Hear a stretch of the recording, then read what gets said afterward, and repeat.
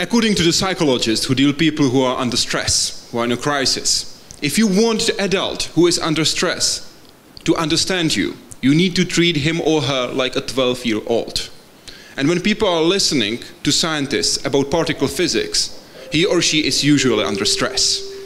So always imagine a 12-year-old to whom you are talking to, in a way that he or she wants to tell his friends about it.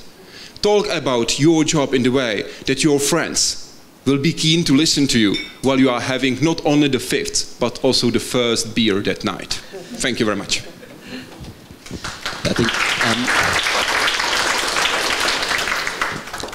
science in a general context lifts the people's minds from the everyday stuff they find in the news, which is usually gloom, crooks, horrors, conflict, and nothing very much good going on. Science, this is one of the reasons why the Higgs boson and the LHC got such traction, is it lifts people's minds away from that.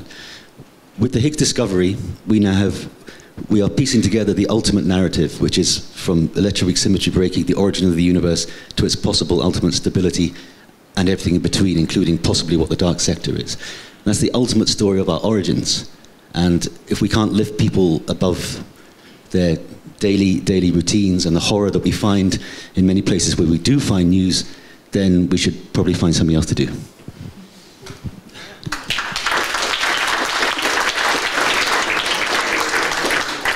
All right, I'll take 5 of my seconds to thank people here in the room. There were a lot of hands that went up when we were asked who's engaged in public engagement and outreach. And I want to respond to one of Freya's questions about how do we actually give people permission and give people time with a challenge for all of us to spread.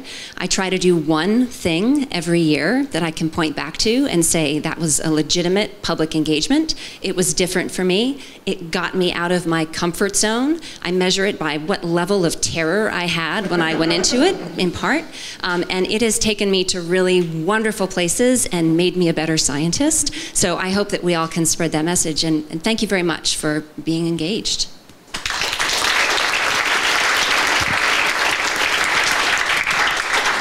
I love this subject, I love science, I love technology, but I think this applies to any field. It is possible to tell a good story about anything. When you're stuck in your area for the rest of your life, like most of us are, we might think it's boring, we might think it's mundane, and there's a lot of slog that goes on. But if you're able to step outside or find someone that can advise you, it is possible to tell an excellent story about anything. It may seem dumber than you want to go to, but that's how you grip the audience. You start with a headline, why do I want to hear more? And then you slip in something new that they've never heard before. You just need to find a way to describe it. It's all about telling stories.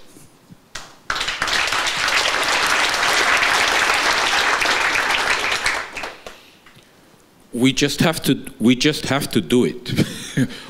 We have to communicate with funding agencies, for ulterior motives as well, okay? We have to communicate with our colleagues in particle physics. We have to communicate with our colleagues at universities and other research centers. We have to communicate with the youngsters, and we have to communicate with message enhancers and retransmitters, okay? It is our duty because we're getting paid basically to create knowledge. And well, if you're going to create knowledge, you have to share it as well. That's basically the main message from me.